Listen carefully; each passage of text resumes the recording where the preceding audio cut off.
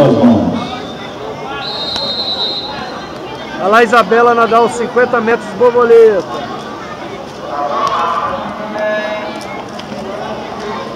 Nadam nessa série na raia 4, Isabela Alessandro, Marista João Paulo II. Na raia 5, Marina Barbosa, do Marista João Paulo II.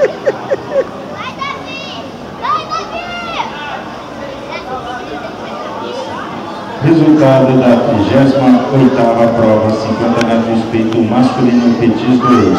Em quinto lugar, João Barbosa, do Sesc Olímpico. No quarto lugar, Caio Zucchi, do Iate Clube.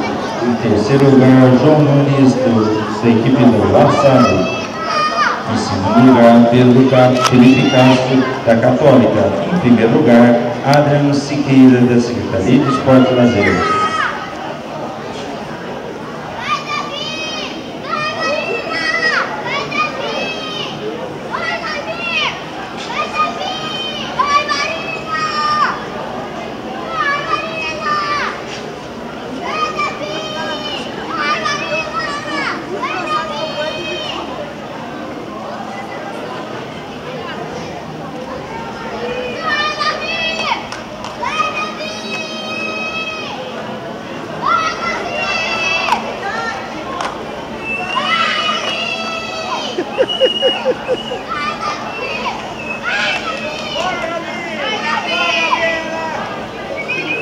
Aê!